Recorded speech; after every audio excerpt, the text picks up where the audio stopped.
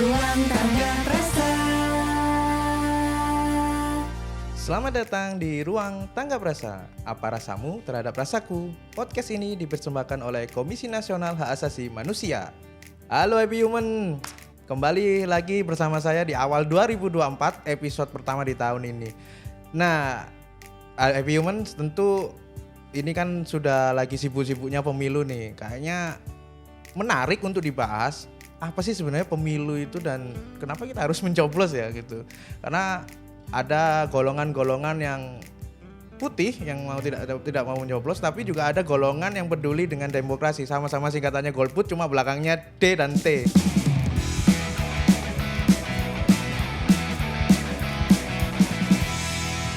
Nah, untuk itu podcast kali ini kami mengundang Komisioner Komnas HAM Mas Pramono Ubaid-Tantowi sebagai juga Ketua Tim Pemilu. Nah, bersama kita sudah ada Mas Pram. Selamat datang Mas Pram. Ayo, terima kasih. Ya. Mas Pram, Ya, ini ketua Tim Pemilu nih. Atau gimana nih? Ya, ketua tim pemilu ini kayak meneruskan kerjaan saya dulu gitu di KPU kan. Oh gitu ya, dulu sempat di KPU. Iya, ya. jadi ini bukan pekerjaan yang asing lah untuk saya gitu. Nah, Mas Pram, sebenarnya ini kan tanggal 14 ini juga bisa dihitung hari ya. Sudah dekat banget gitu. Betul, tinggal mungkin 20-25 hari. Tapi pertanyaan saya nih sebelum ke pemilu nih Mas Pram, sebenarnya pentingnya demokrasi itu apa sih Mas Pram? Ya, memang demokrasi itu bukan sistem pemerintahan yang terbaik gitu ya. Tetapi di antara sistem-sistem yang lain tampaknya demokrasi itu memiliki dampak buruk yang paling sedikit gitu. Karena dalam sistem pemerintahan demokrasi itu kedaulatan tertinggi itu berada di tangan rakyat. Jadi paling utama misalnya dalam proses pemilihan pimpinan tertinggi suatu negara misalnya itu dalam negara demokrasi itu melibatkan seluruh warga negara. Kalau dalam sistem monarki misalnya kan itu ya siapa anaknya raja terakhir ya dia yang akan nanti jadi kepala negara gitu. Tidak peduli dia baik atau enggak, dia kualitasnya bagaimana, ya dia yang akan jadi kepala negara. Tapi dalam demokrasi kan tidak.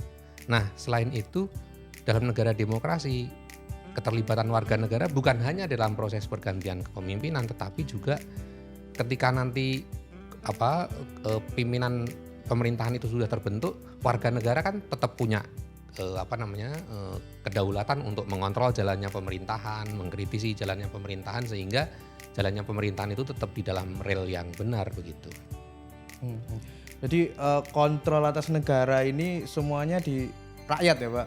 Mas? Ya betul. Jadi memang di dalam negara demokrasi kan kedaulatan kekuasaan itu tidak diakumulasi di satu tangan gitu. Ini berbeda di sistem pemerintahan totalitarian misalnya yang semua cabang kekuasaan itu ya di tangan satu pihak gitu, di tangan satu orang gitu. Ya dia otoriter yang dia menguasai semua cabang kekuasaan. Wakil rakyatnya yang dia yang angkat, dia yang pilih. Kemudian tidak bisa berkata lain selain menjadi rubber stamp dari eksekutif gitu ya. Penegak hukum juga betul-betul di bawah kendali eksekutif dan lain-lain. Nah, tapi di dalam negara demokrasi kan kekuasaan itu dibagi-bagi, didistribusikan, dibagikan kepada pihak-pihak lain yang masing-masing itu punya kemandirian. Gitu ya. Jadi cabang kekuasaan eksekutif, cabang kekuasaan legislatif, cabang kekuasaan yudikatif itu kan masing-masing merdeka dari pihak lain. Nah itu nilai lebih dari sistem demokrasi dibanding sistem pemerintahan yang lain-lain. Gitu. Kenapa simbolnya selalu pemilu? Saya melihat beberapa hal ya, saya menarik kesimpulan gitu. Demokrasi sama dengan pemilu. Itu kenapa, Mas? Jadi memang ada kedekatan antara demokrasi dan pemilu. Jadi suatu negara yang menganut sistem demokrasi, maka salah satu tanda utamanya gitu ya, itu adalah dia menyelenggarakan pemilu yang reguler dan jujur adil. Gitu ya. Jadi bukan hanya pelaksanaan pemilu yang jujur dan adil, free and fair, tetapi juga reguler. Jadi setiap 5 tahun sekali atau 4 tahun sekali tergantung pilihan negara masing-masing, tetapi itu dilaksanakan secara reguler. Nah itu salah satu tanda negara demokrasi. Tetapi negara yang menyelenggarakan pemilu belum tentu dia disebut sebagai negara demokratis. Gitu. Jadi hanya pemilu itu hanya salah satu prasyarat dari demokrasi. Tetapi hanya melaksanakan pemilu saja itu tidak lantas membuat suatu negara disebut negara demokratis, karena di beberapa negara ada contoh di mana mereka melaksanakan pemilu secara reguler tetapi pemerintahannya tidak demokratis. Ya, Nah, kira-kira gitu. Jadi salah satunya Ya, itu salah satu tanda dari tandanya negara demokratis adalah pemilu. ya. Tetapi pemilu saja belum tentu dia menjadi negara demokratis. bisa disebut negara demokratis. Oke, berarti kalau begitu ini saya pengen tahu Indonesia ini kondisinya seperti apa nih pemilu dan demokrasinya ini, Mas? Ya, memang ada dari berbagai kajian ya, baik yang dilakukan oleh para peneliti domestik maupun peneliti asing, memang indeks demokrasi kita beberapa tahun belakangan ini mengalami penurunan. Memang iya itu harus diakui gitu ya. Bukan dalam konteks pelaksanaan pemilunya. Kalau pelaksanaan pemilu kita 2000 sejak reformasi memang sudah cukup baik. Terakhir 2019. Kalau yang 2024 kan belum ya. Jadi bahwa prosesnya sudah mulai tetapi hari-hanya belum. Nah, kalau konteks pemilunya 2019 ke sana, ke belakang itu relatif ada perkembangan yang menarik dan itu mencerminkan kualitas demokrasi kita yang meningkat. Tetapi di aspek-aspek lain ada hal-hal yang membuat penilaian atas demokrasi kita itu mengalami penurunan. Misalnya pemerintahan yang semakin tidak mendengarkan aspirasi masyarakat. Misalnya konteks undang-undang dulu undang-undang Cipta Kerja misalnya, lalu undang-undang IKN misalnya, itu kan tanpa keterlibatan atau partisipasi masyarakat yang bermakna. Jadi bukan hanya keterlibatan atau partisipasi masyarakat, tapi partisipasi yang bermakna. Lalu kemudian ada pelemahan KPK melalui revisi undang-undang yang itu juga tidak melalui proses partisipasi masyarakat yang bermakna misalnya. Lalu kemudian ada ruang kebebasan sipil yang juga mengalami penurunan karena ada beberapa banyak kasus misalnya para aktivis demokrasi kita mengalami kriminalisasi misalnya. Kemudian juga ada kecenderungan masyarakat kita khawatir untuk melakukan kritik terhadap pemerintah misalnya. Salah satu survei di awal tahun 2022 seingat saya itu menyatakan bahwa sekitar 60 atau 70% responden itu menyatakan mereka semakin khawatir untuk memberikan kritik kepada pemerintah. Itu kan artinya ada kecenderungan di mana ruang kebebasan sipil kita menyempit sehingga orang khawatir untuk memberikan kritik kepada pemerintah. Nah itu menandakan bahwa kualitas demokrasi kita di luar soal kepemiluan itu mengalami sedikit penurunan. Nah itu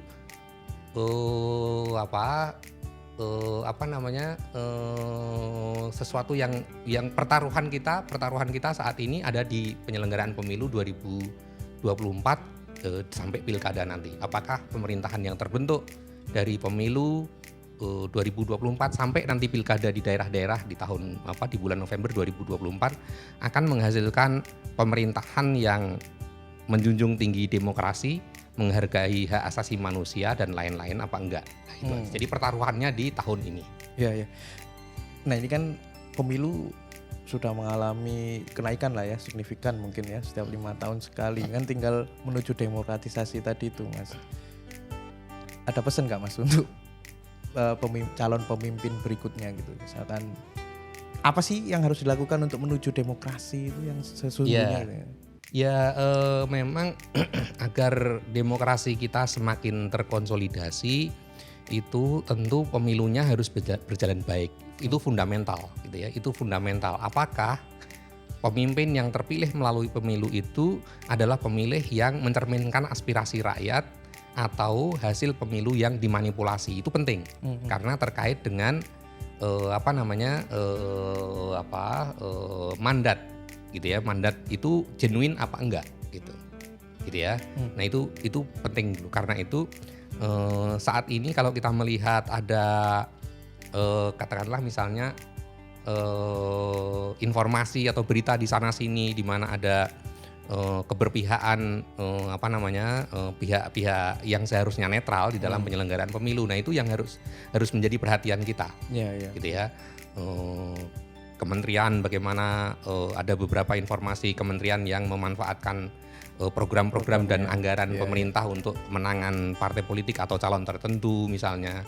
Lalu kemudian ada institusi negara yang harusnya netral tetapi kemudian juga dimobilisasi untuk kepentingan pemenangan peserta pemilu tertentu misalnya. Nah itu harus menjadi perhatian kita bersama sehingga pemilu kita sebagai sarana pelaksanaan kedaulatan rakyat gitu ya, hak konstitusional warga negara itu betul-betul berjalan dengan jujur, adil dan genuine. Itu yang paling dasar dulu. Tetapi kalau kita ingin demokrasi kita semakin matang gitu ya, semakin terkonsolidasi, tidak hanya soal pemilunya tetapi juga soal hal-hal yang lain. Misalnya soal rule of law. Itu menjadi salah satu prasyarat dari demokrasi yang baik adalah rule of law. Jadi di mana kekuasaan itu betul-betul berdasar kepada hukum, gitu ya. Hukum betul-betul bisa menjalankan fungsinya untuk memberikan keadilan, bukan hanya memberikan kepastian hukum, tapi juga memberikan keadilan, gitu ya. Siapapun yang melakukan pelanggaran hukum harus diberi hukuman yang setimpal, tidak pandang bulu. Kemudian juga tidak tebang pilih, gitu ya. Nah itu harus terus dilakukan perbaikan. Termasuk dalam konteks rule of law ini adalah pemberantasan korupsi yang benar. Karena itu diperlukan KPK yang kuat, kejaksaan yang kuat, aparat penegak hukum yang kuat misalnya. Itu penting. Sehingga kalau kemarin ada proses pelemahan KPK ini sebenarnya agak bertentangan dengan tujuan konsolidasi demokrasi yang benar, gitu. Sehingga ke depan siapapun pemerintah yang terpilih itu harus punya komitmen untuk memperkuat sektor rule of law tadi, termasuk di dalamnya KPK. Lalu kemudian yang ketiga misalnya, yang ketiga kita juga memerlukan masyarakat sipil yang kuat, gitu ya. Masyarakat sipil yang kuat ini diperlukan sebagai kontrol pemerintahan yang sifatnya non parlemen, gitu ya. Kalau kontrol dari parlemen itu kan sudah wajar saja karena memang mereka cabang kekuasaan yang memang diberi kewenangan untuk melakukan kontrol terhadap jalannya pemerintahan eksekutif. Tetapi di luar soal kontrol dari parlemen, itu masyarakat sipil juga menjadi penting. Masyarakat sipil di sini penting dia untuk menjadi penyeimbang, menjadi counterbalance terhadap kekuasaan eksekutif. Jadi jika pemerintahan membuat suatu kebijakan yang ternyata dianggap menyeleweng dari prinsip-prinsip demokrasi dan hukum, tetapi pada kenyataannya lembaga legislatif juga memberi dukungan karena kekuasaannya menguat. Nah itu disitulah peran masyarakat sipil diperlukan, gitu ya. Karena masyarakat sipil ini yang mandiri, yang otonom, gitu ya. Swadaya gitu ya, itu diperlukan untuk tadi itu. Jangan sampai semua pihak di masyarakat ini itu hanya mengiyakan saja apa yang dimaui oleh pemerintah yang belum tentu benar. Nah itu dia. Berarti kan dasarnya memang pemilu nih ya. Nah ini tipsnya apa nih Mas? Apa itu? Tipsnya untuk masyarakat sipil yang mau nyoblos di tanggal 14 ini kira-kira apa ini? Ya, jadi kita menghadapi pemilu ini kita harus sebagai masyarakat betul-betul kita harus melihat kualitas calon, gitu ya. mau dia pasangan calon presiden wakil presiden, mau dia calon DPD, mau dia calon DPR, DPRD gitu ya. Kita harus betul-betul mendalami, mengulik, kalau bahasa kita mengkepoin lah. Kepoin gitu ya. Mengkepoin latar belakang calon, kualitas calon gitu ya. Apa visi misi yang ditawarkan gitu. Jadi masyarakat ini jangan terjebak pada misalnya gimmick-gimmick. Jangan terjebak pada iming-iming apalagi. Iming-iming entah itu uang, sembako, amplop, janji-janji mau dibangun jalan, mau dibangunkan sekolah, dibangunkan lapangan olahraga misalnya, enggak. Tapi betul-betul harus mencermati tadi itu kualitas calon, latar belakang calon, kemudian visi misinya. Pemilih juga jangan sampai termanipulasi dengan berita-berita yang hoax. Gitu ya. Jadi hoax itu juga salah satu metode untuk memanipulasi pengetahuan publik atas calon gitu. Jadi itu juga harus betul-betul dicermati. Jadi jangan sampai termanipulasi oleh hoax, tapi juga jangan termanipulasi oleh tadi itu politik uang. Itu penting sekali. Nah, itu berarti hal-hal yang Mas sampaikan tadi itu seperti mencermati yang dipilih, calon yang dipilih, dan jangan sampai mau istilahnya disuap lah ya dengan uang. Itu berlaku juga untuk happy human nih. Sama aja, happy human berlaku ya, Mas. Betul. Jadi seluruh masyarakat kita jangan sampai kita menggadaikan hak pilih kita, lalu hidup kita selama 5 tahun ke depan itu hanya dengan amplop yang isinya paling 50.000, 100.000 gitu.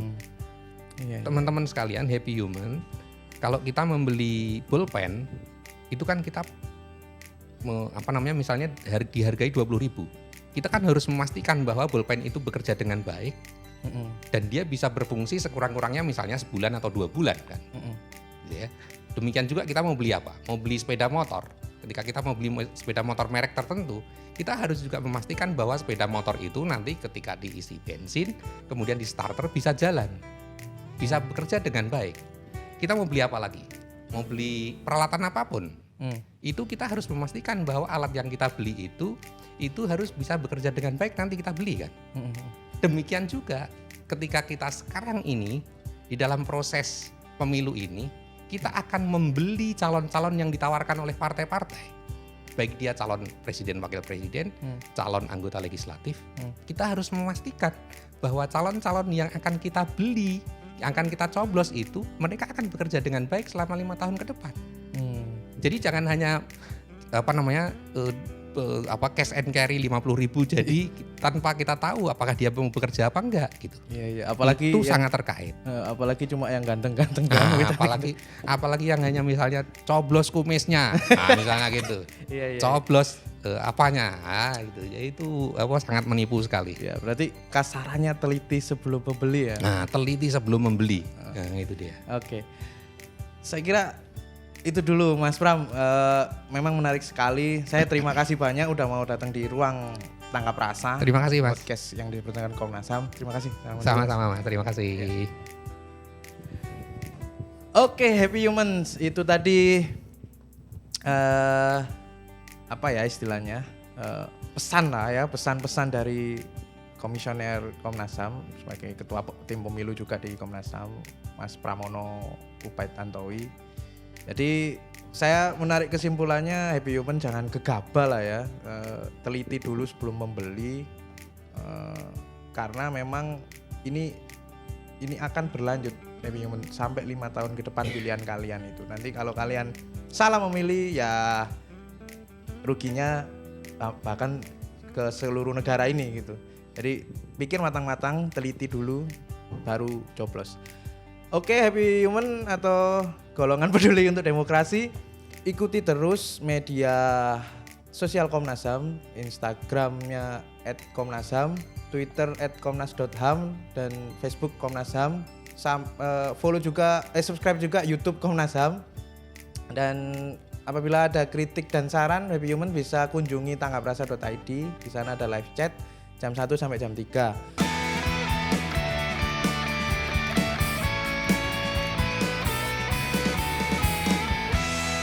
Itu dulu podcast kali ini. Kita berjumpa di podcast berikutnya di minggu depan. Dadah Happy Human.